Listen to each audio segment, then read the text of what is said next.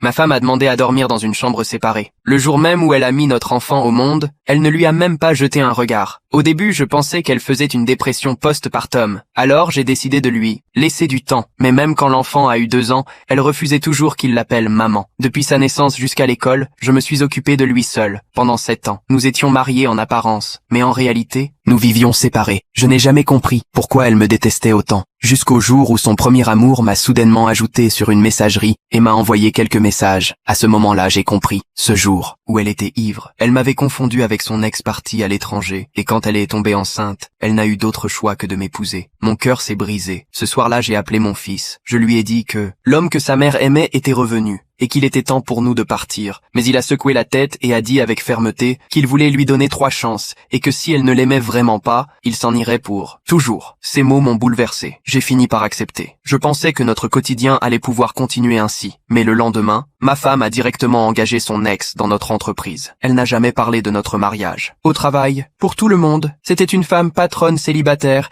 et moi juste un père célibataire qui élève son enfant. En la voyant si douce avec son ex, les collègues murmuraient que son nouveau petit ami était vraiment charmant. Je ne me suis pas justifié. J'ai simplement rédigé ma lettre de démission que je comptais remettre en fin de journée. Mais son ex a tout fait pour m'humilier. Il m'a même ordonné de lui préparer un café. Je ne voulais pas faire de scandale. Alors j'ai obéi en silence pendant que je faisais le café. Ma femme s'est approchée. Elle m'a dit calmement mais froidement qu'il était allergique au lait et de ne pas en mettre. J'ai acquiescé. Mais mon cœur saignait. C'était la première fois que je voyais à quel point elle se souciait de lui. J'ai tendu le café à son ex, mais dès la première gorgée, il a commencé à suffoquer. Son visage est devenu pâle. Ma femme a paniqué et a immédiatement pensé que j'avais ajouté du lait exprès. Peu importe mes explications, elle ne m'a pas écouté et m'a giflé sans hésiter en criant que je voulais tuer son ex. Je tremblais de colère. J'ai saisi la tasse et lui ai dit de vérifier par elle-même s'il y avait du lait dedans. Mais son ex, voyant la situation tourner mal, s'est mis à se tordre de douleur. En simulant une crise, ma femme s'est aussitôt précipitée vers lui et m'a ordonné de m'agenouiller pour lui demander pardon. J'ai refusé. Alors elle est entrée dans une rage folle, a sorti un taser